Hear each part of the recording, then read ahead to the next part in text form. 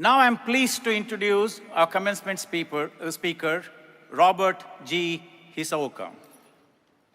Bob is a very proud Terp and has an inspiring career, and his journey embodies the success that each of you hope to achieve. He is known as being a fearless leader, an entrepreneur, investor, and committed philanthropist.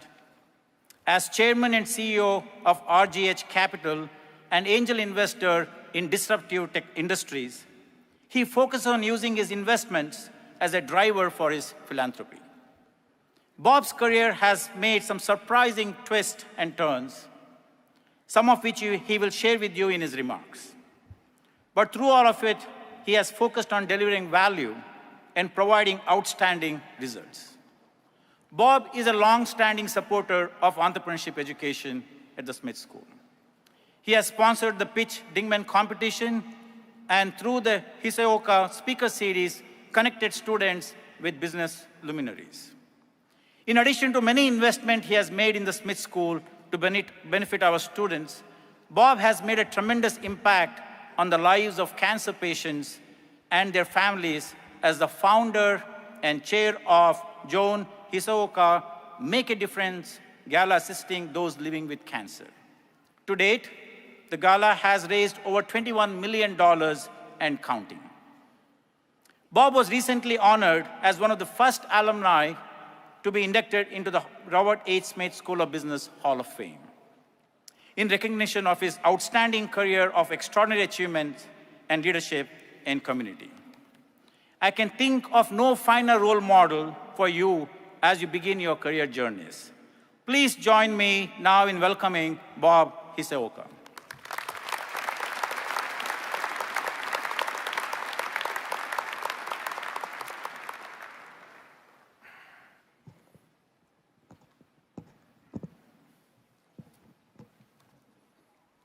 Good morning, graduates of the Robert H. Smith School of Business. It is my honor and privilege to be here today with these leaders of the Smith School and your family and friends to celebrate your commencement. When I graduated years ago, I never imagined being here to deliver a commencement address. Thank you, Dean Kanana, for having me here. Like all of you, I'm a graduate of the business school, although it wasn't called the Smith School at the time. I have many wonderful memories of my time here and learned so much. I always remember the time as a freshman when I picked up a pizza for dinner. I lived on the second floor of Annapolis Hall. As I was opening the door to my room, I saw a group of students coming down the hallway towards me.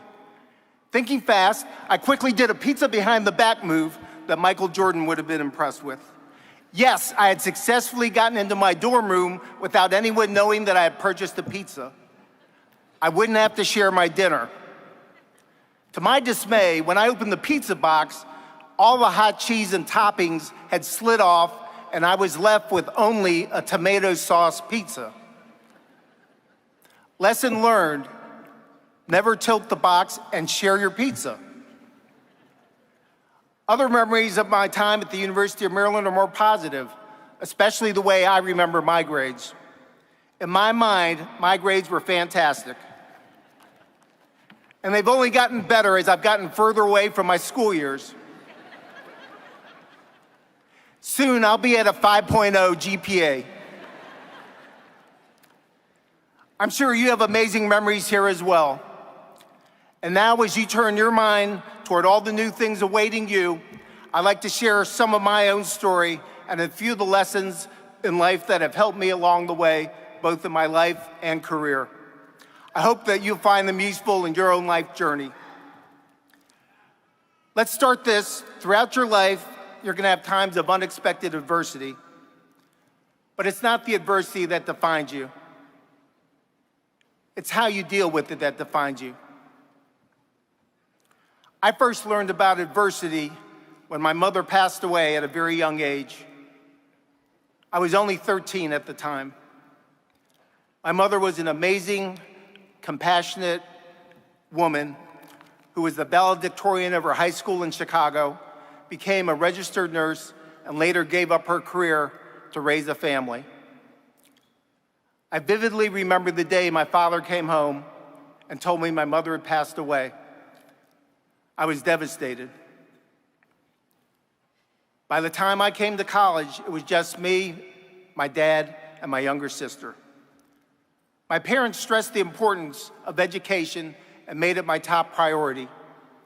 They encouraged me to always do my best at whatever I was doing. I was pretty sure I knew what the future held for me: a potential spot on the U.S. Olympic judo team and a business degree followed by an MBA. Judo had always been a big part of my life. My father was a Canadian judo champion, my instructor and inspiration. I won my first national championship when I was 12, and for the next 7 years, I medaled in every national championship. I received my black belt at age 15, the youngest age you could qualify. I was the youngest black belt in the country and co-captain of the high school All-American team, which trained and competed internationally. I won the North American Youth Championships and trained at the U.S. Olympic Training Center in Colorado Springs by invitation. I've been training for 10 years with the dream of making the U.S. Olympic team. I had won all the tournaments in the last few months leading up to the Olympic trials. I was peaking at the right time. But one evening I was at Cole Fieldhouse, having just won the Eastern Collegiates as a freshman. The next weekend, I was scheduled to compete in the National Collegiate Championships. Winning there would get me to the Olympic trials and to represent the United States in the Pan American Games. I was at Cole because I volunteered training beginners in judo. I was leaning over to instruct someone, and two guys were horsing around nearby. I didn't see them until it was too late. They tripped and crashed against the side of my knee. And for the first time in my judo career, I instantly knew that I was seriously injured. In fact, I later learned that I had torn cartilage and ligaments in my knee. I went on to my competition, but hadn't realized how serious my injury was. As a result, I had to drop out. I had to give up my Olympic dream. However, my parents had always emphasized my education and career. So I shifted my focus to my career plan. I intended to go into an MBA program directly after graduating to help me grow my career fast. But it turned out my MBA plans wasn't going to happen either, because a more terrible adversity occurred during my junior year when my father passed away. Losing my father changed everything. He was the rock of our family, a senior director and chair of the Grants Associates Board at the National Institute of Health, and held a PhD from Rutgers. We were extremely close and had been through so much together. Suddenly, my sister and I were on our own. This was a devastating loss for me at age 20. I had never imagined going through life without my parents. The MBA was now off the table. I needed to graduate and work and get to work as soon as possible. At this point, I could have been very discouraged and could have questioned whether I could succeed, not only in business, but in life. Instead, I wanted to honor my parents and respond to these challenges in the way that they would want me to, and with the knowledge that they had instilled in me. So I chose to move forward. I needed a job, and I got out and got hired by DC's largest local public accounting firm. I got my CPA, worked hard, and produced. Throughout your life, things are going to happen that you don't expect. Change will happen that you don't want. Challenges may come, and sometimes they may seem insurmountable. You can't control these challenges that come your way, but you can control how you respond to them. Understanding this will help you work through even the most difficult things that life throws at you. There's always a way to handle adversity with what I call the 3 R's: resolve, resourcefulness, and resilience. You will find a solution. That's the first life lesson I want to share. The second is to focus on your performance. Why do some people succeed when others fail?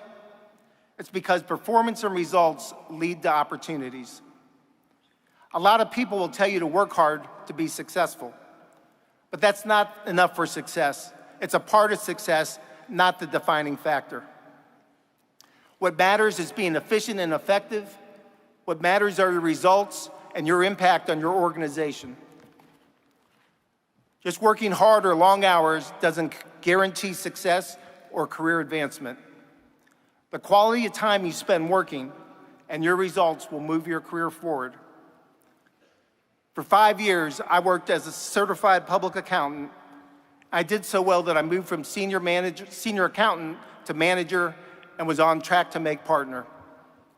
The accounting firm did the auditing for a large automotive retail group. They were so impressed with my results that they offered me an opportunity to work for them directly. I accepted their offer and joined the management company. When the opportunity to run the company's highest profile dealership came up, I seized it. The dealership was nationally known, but it was underperforming. In my first month, sales shot up to number 3 in the country out of over 1,000 Honda dealerships. The dealership stayed in the top 10 in the country in national sales for many years. We were number 1 in the country in customer satisfaction for large dealerships. These results built my reputation. Honda approached me and asked me if I was interested in owning my own dealership. I chose not to do so, but it opened the door for me and my best friend, Dick Patterson, to create our own company. We then bought the majority stake in other import dealerships. This was a risky but very rewarding move for me. As time moved on, I was able to move into venture capital, investing in disruptive companies with huge potential to scale. In every job or role I had, my goal was to be the best I could be. By excelling and doing my best, different doors opened for me. Each door led to a different opportunity, and that's how my career evolved. I could never have predicted how my career would go based on my start in accounting. Being effective and producing results brought me these opportunities. So how can you be effective and get results in your organization? One of the main principles of judo, which I applied to my business career, is maximum efficiency, minimum effort. So solve a problem. Design a better way or create what doesn't exist. You might be the next person to build a disruptive technology, product, or service. Show up on time. It shows respect for your job and others. Listen and learn instead of always talking. Pay attention to your moral compass and do the right things. Look to build relationships and work to create win-win situations. Someone else doesn't have to fail for you to succeed. Always do what you say you're going to do to build trust in your work and integrity. Build a reputation as a person who's professional, trustworthy, and gets the job done. Trust and integrity are always important, not just when convenient. As a result of the relationships I've built, I've received exclusive opportunities to invest in business deals and was asked to take board seats in disruptive companies and philanthropic organizations. For example, I recently was asked to and agreed to chair the Inova Health Foundation, the largest healthcare service system in Virginia. I'll be overseeing its upcoming comprehensive campaign, which is seeking to raise hundreds of millions of dollars. When people see your results and trust in your integrity, opportunity will come your way. That's my second life lesson. The third and final lesson is to always find a way to make a difference in your community, whether big or small. Make a difference. That enhances your life. You'll feel good when you do something positive to help others. It makes your own life more meaningful and complete. One of my favorite quotes from Winston Churchill is, "You make a living by what you get, you make a life by what you give." Let me repeat that. You make a living by what you get, you make a life by what you give. Giving back has always been important to me and became especially important when my sister Joan was diagnosed with cancer. She also graduated from the University of Maryland School of Journalism and had a very successful public relations firm. After her diagnosis, she traveled around the country to learn about treatments and approaches to the immense healing powers of emotional and spiritual support. She was a Mensa member and articulate. She was hoping to pivot her career to help others living with cancer. Unfortunately, she passed away in 2008 without having a chance to fulfill her dream. I founded the Joan Hisaoka Gala in her honor, which I continue to chair to support organizations that bring hope and healing to those faced with serious illness. I'm proud to say since inception, we have raised more than $21 million and counting.